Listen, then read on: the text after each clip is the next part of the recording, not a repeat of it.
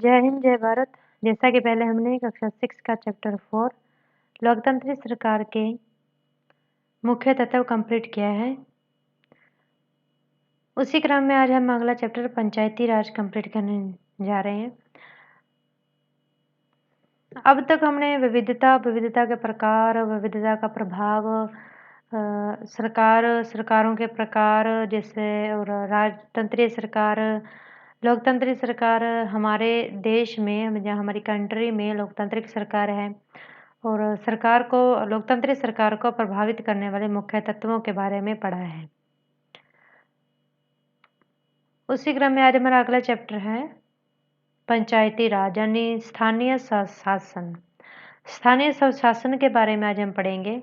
एक लोकतंत्री सरकार केंद्र सरकार होती है वो पूरे देश के क्षेत्र में प्रशासन को संचालित करती है। ऐसे ही छोटे लेवल पर छोटी इकाई के रूप में स्थानीय स्वशासन ग्राम सभा, ग्राम पंचायत, पंचायत समिति और जिला परिषद, फिर राज्य सरकार और फिर केंद्र सरकार होते हैं। इसी क्रम में आज हम लोकतांत्रिक सरकार की सबसे छोटी इकाई जो होती है स्थानीय स्वशासन के बारे में पढ़ने जा रहे हैं कि ग्राम या कुछ गांवों के समूह के स्तर पर सरकार या फिर प्रशासन कैसे चलता है। तो इसी क्रम में चैप्टर शुरू करते हैं। जैसा कि आपको पता है हम हर चैप्टर के PDF रीड करते हैं और उसे छोटे या लघु या कम शब्दों में समझाने की कोशिश करते हैं और अंत में आपको PDF प्रोवाइड कराए जाते हैं और चैप्टर के MCQ भी आपको दिए जाते हैं या समझाए जाते हैं। पूरी कोशिश की जाती है कि आपको चैप्टर की पूरी विषय वस्तु आसानी से समझा सके। इसी क्रम में चैप्टर शुरू करते हैं। आप अपना ध्यान पूरा चैप्टर पर केंद्रित करें, चैप्टर को ध्यान से समझें, उसकी आधारशिला अपने माइंड में बनाने की प्रयत्न करें और फिर अंत में आप जब नोट्स अपनी कॉपी में उतारोगे तो आपको यह चैप्टर की पूरी विषय वस्तु विस्तार से समझ में आ जाएगी। शुरू करते हैं। पंचायती राज। लोग जब अपना प्रतिनिधि चुन लेते हैं तो उसके बाद क्या होता है, ग्रामीण क्षेत्रों में चुने गए प्रतिनिधियों द्वारा निर्णय कैसे लिए जाते हैं। जहां हम ग्राम सभा को देखेंगे जिसमें लोग प्रत्यक्ष रूप से भाग लेते हैं और अपने प्रतिनिधियों से जवाब मांगते हैं। छोटे लेवल पर गांव या गांवों के समूह के स्तर पर ग्राम सभा होती है और उनके द्वारा जो प्रतिनिधि पंच, सरपंच और सचिव गवर्नमेंट की तरफ से जो नियुक्त होते हैं वो हमारी ग्राम पंचायत बनाते हैं और ग्राम पंचायतों के समूह को हम पंचायत समिति कहते हैं और पंचायत समितियों के ऊपर हमारी जिला परिषद या फिर जिला पंचायत होती है। तो पहले आपको छोटे से गांव के स्तर से समझाना शुरू किया गया है। इस चैप्टर में आपको एक स्टोरी दी गई है एक गांव की। आज का दिन बड़ा खास है। सभी लोग जल्दी जल्दी ग्राम सभा के लिए जा रहे हैं। क्या आपको पता है क्यों? क्योंकि पंचायत के चुनावों के बाद आज पहली बार ग्राम सभा की बैठक हो रही है। हरदास गांव के लोग यह जानने के लिए बहुत उत्सुक हैं कि नई पंचायत ने उनके लिए क्या योजना बनाई है। हरदास गांव के लोग हैं, हरदास गांव का नाम है। ग्राम सभा। अब चुनाव हुए हैं, सभी जितने भी गांव थे उनसे जहाँ एक गांव जहाँ एक से अधिक गांवों के जितने भी उन्हें वार्डों में या फिर चुनाव निर्वाचन क्षेत्रों में बांटा गया था, सभी से वहाँ के वयस्क लोगों ने वयस्क मताधिकार के द्वारा अपने प्रतिनिधियों को चुना है जिसे हम पंच कहते हैं। सभी पंच और सभी निर्वाचन क्षेत्रों के लोगों ने मिलकर सरपंच का चुनाव किया है और फिर एक सचिव गवर्नमेंट की तरफ से नियुक्त हुआ है और उन्होंने मिलकर पंच, सरपंच और सचिव ने मिलकर ग्राम पंचायत बनाई है। ग्राम सभा अस्थायी होती है यानी यह वयस्क लोगों की सभा होती है जो कि ग्राम पंचायत से उनके द्वारा लिए गए निर्णयों, हमारे गांव के विकास और कल्याण के लिए जो वो निर्णय लेते हैं और योजनाओं को कार्यान्वित करते हैं, उसका तर्क वितर्क करते हैं और उसे स्वीकृति देने के लिए ग्राम सभा बुलाई जाती है। इसका टाइम सभी राज्यों में अलग अलग होता है।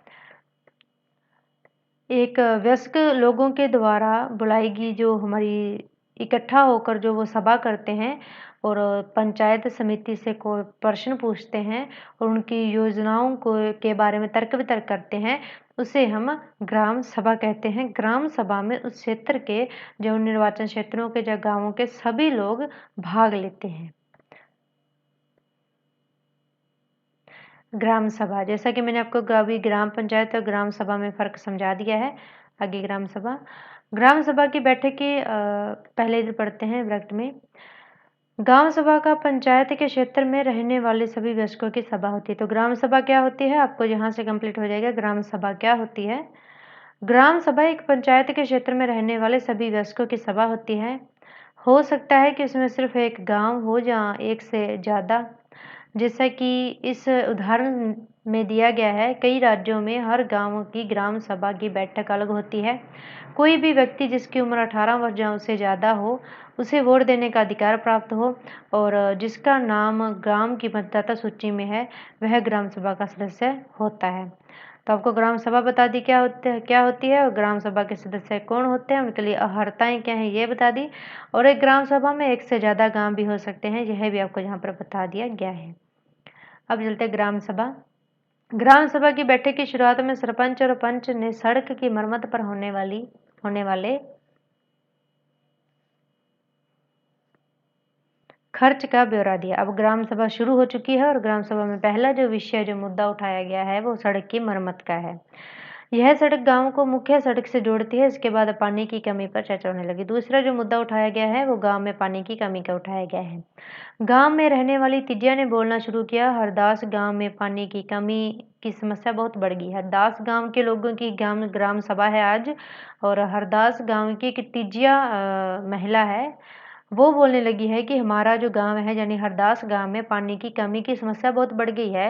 हैंडपंपों का पानी जमीन में बहुत नीचे चला गया है। मुश्किल से हैंडपंप में थोड़ा पानी आता है। औरतों को 3 किलोमीटर दूर सुरूर नदी से पानी लेने जाना पड़ता है। एक सदस्य ने सुझाव दिया। अब हमारी जो तिजिया है इसने गांव की समस्या बताई, पानी की कमी, और अब सुझाव दिए जा रहे हैं। एक सदस्य ने सुझाव दिया कि सुरू नदी का पानी पाइप से लाकर गांव में एक बड़ी सी टैंकी में भर लेते हैं, उससे पानी की आपूर्ति हो जाएगी। लेकिन दूसरों को लगा कि यह बहुत महंगा पड़ सकता है। उन्होंने कहा कि इस साल के लिए हैंडपंप और गहरे कर लेते हैं और कुओं को साफ कर लेते हैं। तिजिया ने कहा, इतने से तो काम नहीं चलेगा, हमें कुछ पक्की व्यवस्था करनी पड़ेगी, क्योंकि हर साल पानी का स्तर नीचे ही गिरता जा रहा है।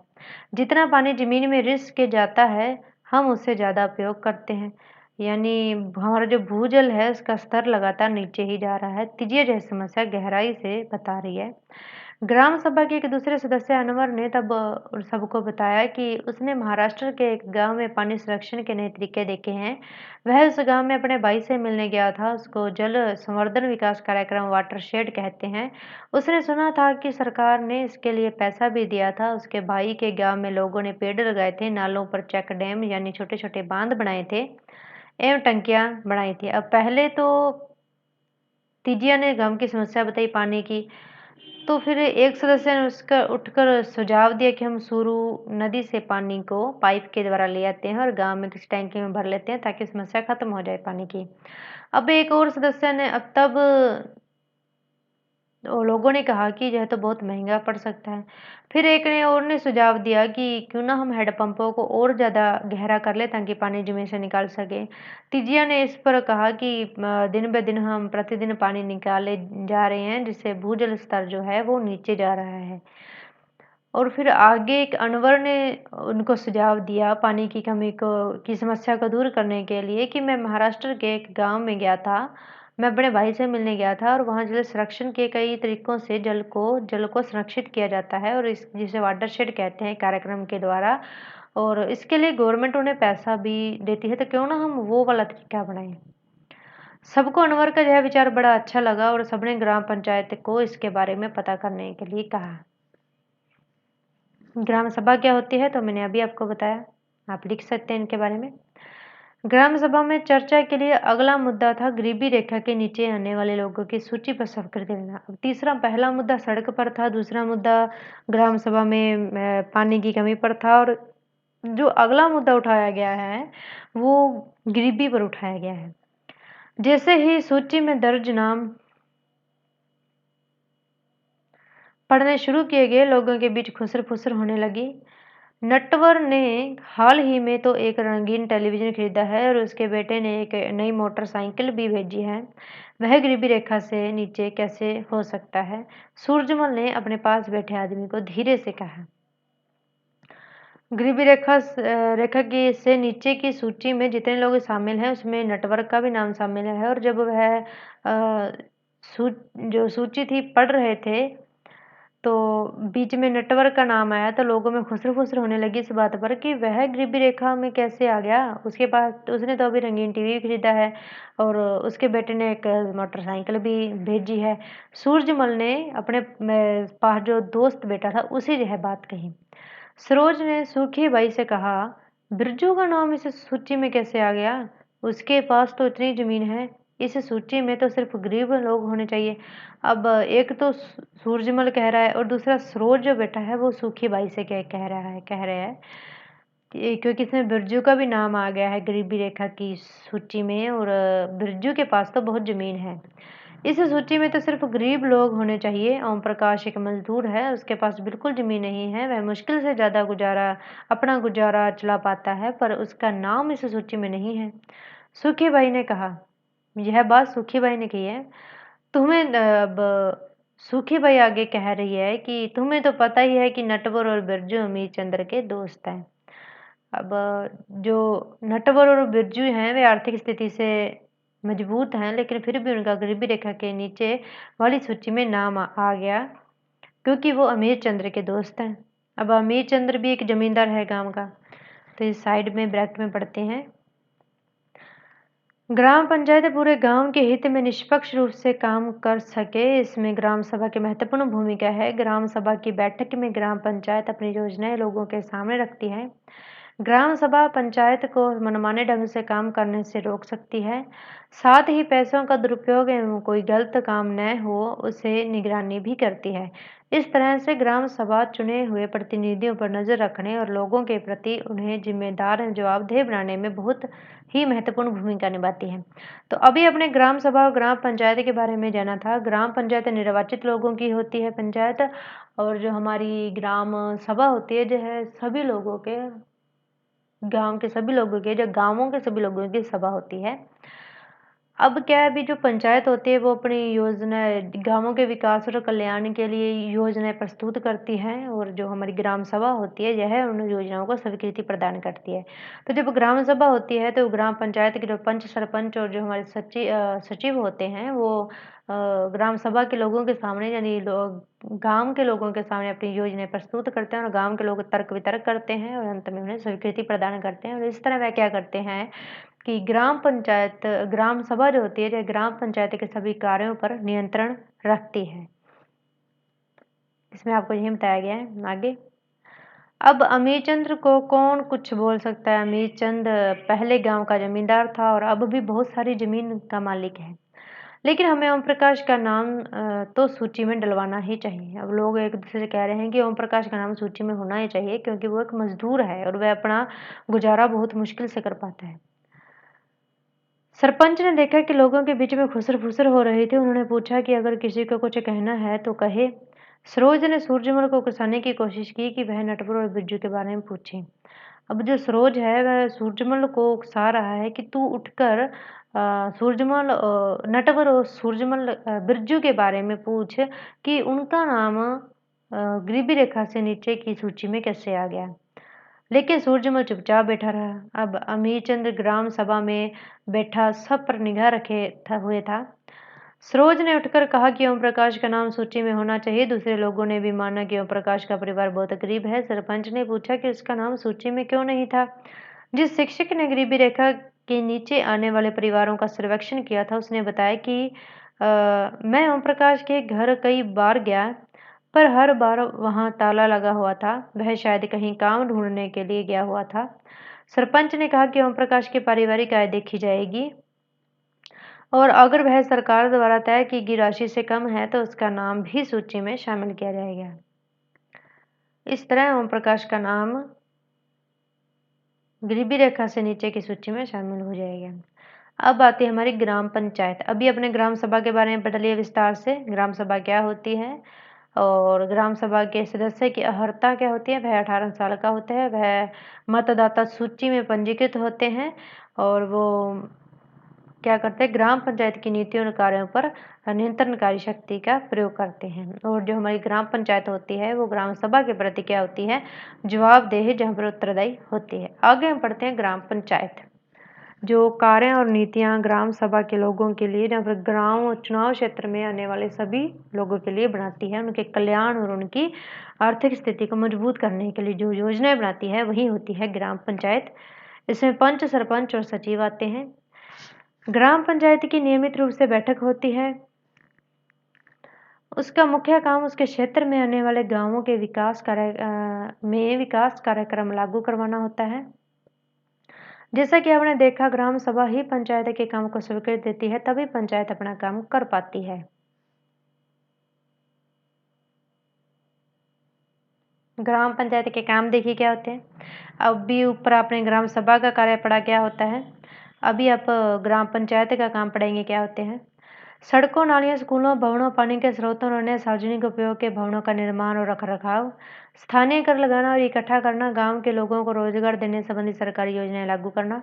अब ग्राम पंचायत की आमदनी के स्रोत कौन कौन से हैं? तो घरों में, बाजारों पर लगाए जाने वाले कर से मिलने वाली राशि, विभिन्न सरकारी विभागों द्वारा चलाई गई योजनाओं की राशि जो जनपद या जिला पंचायत द्वारा आती है, समुदाय के काम के लिए मिलने वाले दान। ये आपको ग्राम पंचायत के कार्य बता दिए गए और ग्राम पंचायत को जो राशि मिलती है, जो धन कहाँ कहाँ से मिलता है, वो स्रोत बता दिए गए। 3 स्रोत है मुख्यतः। कुछ राज्यों में ग्राम सभाएं काम करवाने के लिए समितियां बनाती हैं। उदाहरण के लिए पंचायत समिति, मान लीजिए कि गांव में एक सामुदायिक केंद्र का भवन बनवाना है, तो यह काम निर्माण समिति करेगी। तो ग्राम सभा कुछ विशेष कार्यों के लिए, जैसे निर्माण के कार्यों के लिए समितियां बना देती है, जैसे कि निर्माण समिति। इन समितियों में कुछ सदस्य ग्राम सभा के होते हैं और कुछ पंचायत के। ये दोनों मिलकर गांव के विकास के लिए काम करते हैं। चलिए देखते हैं कि हरदास ग्राम पंचायत ने क्या क्या काम किया है। हरदास गांव की ग्राम सभा में पानी की समस्या को सुलझाने के लिए जो विकल्प दिए गए थे, क्या वे आपको याद हैं? जब हरदास ग्राम पंचायत की बैठक हुई तो कुछ पंचों ने इस मुद्दे को दोबारा उठाया। इस बैठक में सरपंच, पंच और सचिव उपस्थित थे। पंचायत के सदस्यों ने पहले एक कुआं साफ करने और 2 हैंडपंपों को गहरा करने के विकल्प पर सोच विचार किया, ताकि गांव को पानी के बिना न रहना पड़ा। सरपंच ने सुझाव दिया कि चूंकि पंचायत के पास हैंडपंप की देखरेख के मद में कुछ पैसा है, सो उन्हीं पैसों को इस काम में लगाया जा सकता है। इस पर सभी सदस्य मान गए और सचिव ने उसके निर्णय को रजिस्टर में दर्ज कर लिया। इसके बाद सभी सदस्य मिलकर समस्या के स्थायी हल पर विचार करने लगे। उनको पता था कि अगली बैठक में ग्राम सभा के सदस्य फिर से प्रश्न पूछेंगे। कुछ पंचों ने शंका जाहिर करते हुए पूछा कि क्या जल संरक्षण से पानी के स्तर में कोई विशेष फर्क पड़ेगा? क्योंकि जो हमारे अनवर ने जो हमें सुझाव दिया था कि मैं महाराष्ट्र में अपने भाई से मिलने के लिए गया था और वहाँ पर जल संरक्षण वाटर शेड कार्यक्रम चलता है और इसके लिए गवर्नमेंट उन्हें पैसा भी देती है, तो क्यों ना वही कार्यक्रम यहाँ चलाया जाए ताकि हमें गवर्नमेंट से सहायता भी मिल सके और हमारी पानी की समस्या भी खत्म हो। तो उसी उसी सुझाव पर बात हो रही है। कुछ पंचों ने शंका जाहिर करते हुए पूछा कि क्या जल संरक्षण से पानी के स्तर में कोई विशेष फर्क पड़ेगा? इस पर बहुत चर्चा हुई। अंत में यह निर्णय हुआ कि ग्राम पंचायत खंड विकास अधिकारी से बात करके इस योजना पर अधिक जानकारी इकट्ठा करेगी, अपने सुपर के अधिकारी से बात करेगी। हरदास ग्राम पंचायत में क्या क्या निर्णय लिए गए तो आपने अभी पढ़े हैं। क्या आपको लगता है कि ये निर्णय लेने जरूरी है? ठीक है, ये भी आपने अभी पढ़ा है, आप इसके आंसर भी दे सकते हैं। अब पंचायत के 3 स्तर। हरदास गांव की ग्राम सभा और पंचायत के बारे में पढ़ने के बाद आपको समझ आ गया होगा कि पंचायती राज व्यवस्था एक ऐसी प्रक्रिया है जिसके द्वारा लोग अपनी सरकार में भाग लेते हैं। पंचायती राज व्यवस्था लोकतांत्रिक सरकार की पहली सीढ़ी है। जैसा कि मैंने आपको चैप्टर की शुरुआत में बताया था, लोकतांत्रिक सरकार का सबसे छोटी इकाई, जो सबसे पहली इकाई है, वो पंचायती राज है। तो पंचायती राज व्यवस्था लोकतांत्रिक सरकार की पहली सीढ़ी है। ग्राम पंचायत ग्राम सभा के प्रति जवाबदेह होती है, क्योंकि ग्राम सभा के लोग ही उसको चुनते हैं। पंचायती राज व्यवस्था में लोगों की भागीदारी दो और स्तरों पर होती है। ग्राम पंचायत के बाद दूसरा स्तर विकास खंड का होता है, जिसे हम जनपद पंचायत या पंचायत समिति कहते हैं। एक पंचायत समिति में कई ग्राम पंचायतें होती हैं। एक पंचायत, अब देखो सबसे नीचे तो हमारी आएगी ग्राम पंचायत, उससे उससे नीचे आएगी पंचायत समिति, जहाँ फिर विकास खंड, जहाँ जनपद पंचायत। ये इनका एक ही नाम है। पंचायत समिति के ऊपर जिला पंचायत, जहाँ पर जिला परिषद आती है। 3 स्तर हैं, तीनों आपको बता दिए। यह तीसरा स्तर होता है। जिला परिषद एक जिले के स्तर पर विकास की योजनाएं बनाती है। जिले के स्तर पर विकास की योजना बनाती है। पंचायत समिति की मद से जिला परिषद सभी पंचायतों में आवंटित राशि के वितरण की व्यवस्था करती है। तो सबसे ऊपर हमारी जिला परिषद, जहाँ पर जिला पंचायत है वह, उनसे नीचे पंचायत समितियों की सहायता से सभी ग्राम पंचायतें जो हैं उसमें धन के आवंटन के बारे में उनसे विचार वितर्क करती हैं और उन्हें उनकी ज़रूरतों के हिसाब से, जो उनके लिए जो योजनाएं बनाई गई हैं उनके हिसाब से उन्हें पैसा वितरित करती है। संविधान में दिए हुए निर्देशों के आधार पर देश के हर राज्य ने पंचायत से जुड़े कानून बनाए हैं। इसलिए पंचायत संबंधी कानून हर राज्य में कुछ अलग अलग हो सकते हैं। इसके पीछे कुछ विचार यही है कि अपने गांव की व्यवस्था में लोगों की भागीदारी बढ़े और उन्हें अपनी आवाज़ उठाने के लिए ज़्यादा से ज़्यादा मौके मिलें। इसी के साथ हमारा चैप्टर खत्म होता है। अब हम 4 क्वेश्चन देखिए। ग्राम सभा और ग्राम पंचायत के बीच में क्या फ़र्क है? तो आपको पता होना चाहिए। ग्राम सभा सभी क्षेत्र में आने वाले सभी गाँवों की सभा, सभी गाँवों के वयस्क जो सार्वभौमिक मताधिकार देने वाले 18 वर्ष की आयु के और नागरिक होते हैं, उनकी सभा होती है। और ग्राम पंचायत वहाँ वहाँ के अलग अलग क्षेत्रों से, जहाँ वार्डों से चुने हुए लोग होते हैं। इसमें पंच, सरपंच और सचिव होते हैं। ग्राम सभा अस्थायी होती है, जबकि जो हमारी ग्राम पंचायत होती है इसकी नियमित बैठकें होती हैं। ग्राम पंचायत जो होती है, जो है ग्राम सभा के प्रति जवाबदेह होती है, या फिर उत्तरदायी होती है। और जो हमारी ग्राम सभा है, जो है ग्राम पंचायत पर नियंत्रण कार्यशक्ति का प्रयोग करती है। इस तरह आप इसमें फ़र्क बता सकते हैं, आगे ज़्यादा इम्पोर्टेंट नहीं है।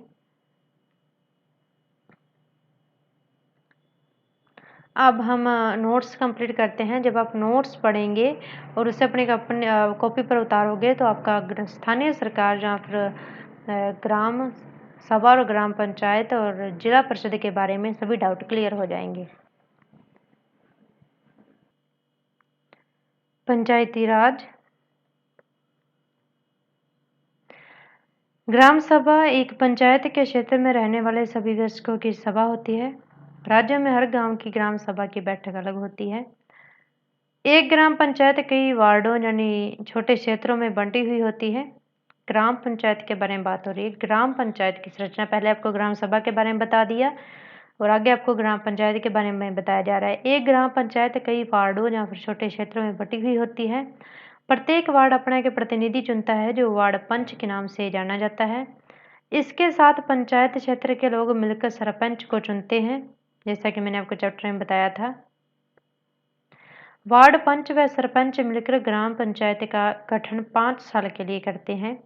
ग्राम पंचायत एक सचिव होता है, जो ग्राम सभा का भी सचिव होता है। सचिव का चुनाव नहीं होता, उसकी सरकार द्वारा नियुक्ति की जाती है। सचिव का काम है ग्राम सभा एवं ग्राम पंचायत की बैठक बुलाना और जो भी चर्चा व निर्णय हुए हों उनका रिकॉर्ड रखना, जो सचिव का कार्य है। अब ग्राम पंचायत का मुख्य काम उसके क्षेत्र में आने वाले गांवों में विकास कार्यक्रम लागू करवाना है। जैसे कि पहला काम है सड़कों, नालियों, स्कूलों, भवनों, पानी के स्रोतों और अन्य सार्वजनिक उपयोग के भवनों का निर्माण और रखरखाव। स्थानीय कर लगाना और इकट्ठा करना। गांव के लोगों को रोजगार देने संबंधी सरकारी योजना लागू करना। ग्राम पंचायत की आमदनी के स्रोत 3 थे, मैंने आपको बताए थे। घरों में बाजारों पर लगाए जाने वाले कर से मिलने वाली राशि, विभिन्न सरकारी विभागों द्वारा चलाई गई योजनाओं की राशि जो जनपद एवं जिला पंचायत द्वारा आती है, और समुदाय के काम के लिए मिलने वाले दान। कुछ राज्य में ग्राम सभाएं काम करवाने के लिए समितियां बनाती हैं, जैसे कि निर्माण समिति, जैसे कि आपने चैप्टर में भी पढ़ा है। सदस्य इनके सदस्य ग्राम सभा के होते हैं और कुछ पंचायत के होते हैं। तो जो समितियाँ बनाई जाती है ग्राम सभा के द्वारा, तो उनके सदस्य कौन कौन होते हैं? तो कुछ तो ग्राम सभा के होते हैं और कुछ ग्राम पंचायत के होते हैं। ग्राम पंचायत के स्तर अब ग्रामीण क्षेत्र में ग्राम पंचायत लोकतांत्रिक सरकार का पहला स्तर है। ग्राम पंचायत ग्राम सभा के प्रति जवाबदेह होती है क्योंकि ग्राम सभा के लोग ही उनको चुनते हैं। ग्राम पंचायत के बाद दूसरा स्तर विकास खंड का होता है। इसे जनपद पंचायत या पंचायत समिति की संज्ञा दी जाती है। एक पंचायत समिति में कई ग्राम होते हैं। जिला पंचायत या जिला परिषद ग्राम पंचायत के लिए तीसरा स्तर होती है। सबसे ऊपर जिला स्तर आएगा, उसके नीचे विकास खंड आएगा जिसे हम जनपद पंचायत या फिर पंचायत समिति भी कहते हैं, और उसके नीचे ग्राम पंचायत आएगी। इसमें ग्राम सभा भी शामिल है। जिला परिषद एक जिले के स्तर पर विकास की योजना बनाती है। पंचायत समिति की मदद से जिला परिषद सभी पंचायतों में आवंटित राशि के वितरण की व्यवस्था करती है। सर्वप्रथम 1959 में ग्राम पंचायत की अवधारणा राजस्थान के नागौर जिले में लागू की गई। 2 अक्टूबर 1959 को पंचायत की अवधारणा हमारे देश में 73वें संविधान संशोधन 1992 में को लागू की गई। ये याद रखना, ये फैक्ट है। 73वां संविधान संशोधन 1992 में हुआ। 73वां संविधान संशोधन 24 अप्रैल 1993 को लागू हुआ। 24 अप्रैल को पंचायती दिवस के रूप में मनाया जाता है। तो जो हमारा स्थानीय स्वशासन है, जो जिस मतलब कि 73वें संविधान संशोधन के द्वारा 1992 में लागू हुआ, तो इसी को हमारे जहाँ 24 अप्रैल को पंचायती दिवस के रूप में मनाया जाता है। ये फैक्ट है, इसे आप ध्यान में रखना। इसी के साथ हमारा आज का चैप्टर खत्म होता है। आशा है आपको समझ आया होगा। अब जब आप 6 to 12 कंप्लीट करके पॉलिटिकल जब आप एम लक्ष्मीकांत पर पहुंचोगे, जो कि एक स्टैंडर्ड बुक है जिसे हम गीता कहते हैं, यूपीएससी के लिए गीता कही जाती है एम लक्ष्मीकांत। जब आप उसे कंप्लीट करोगे तो आप डायरेक्ट क्या होगे कि वहाँ चीज़ों को डायरेक्ट समझ नहीं पाओगे। इसलिए आपको जो स्थानीय, उसमें से स्थानीय स्वशासन का एक बड़ा चैप्टर दिया हुआ है पूरा, तो उसे अच्छी तरह समझने के लिए आपका जो बेस है वो एनसीईआरटी से क्लियर होगा। जैसा कि इस चैप्टर में आपका स्थानीय स्वशासन के बारे में बेस क्लियर हुआ। अब आपको ग्राम सभा के बारे में, ग्राम पंचायत क्या होती है इसके बारे में पता चला, और इनके सदस्य कौन कौन से होते हैं, निर्वाचित कौन सी परिषद होती है, उसके ऊपर पंचायत समिति क्या होती है ये आपको पता चला, और उसके ऊपर विकास खंड, जनपद पंचायत, विकास खंड पंचायत, जहाँ फिर उसके बारे में पता चला। उसके ऊपर आपको जिला पंचायत जहाँ पर जिला परिषद के बारे में पता चला। इन तीनों में आपस में संबंध क्या है और इसे कौन से कब संविधान में लागू किया गया, और सबसे पहले जो है राजस्थान के नागौर में लागू की गया था स्थानीय स्वशासन। इतनी चीज़ें आपको इस चैप्टर में क्लियर हुई। इस तरह हमारा आज का चैप्टर खत्म होता है। आशा आपको समझ आया होगा। जय हिंद, जय भारत।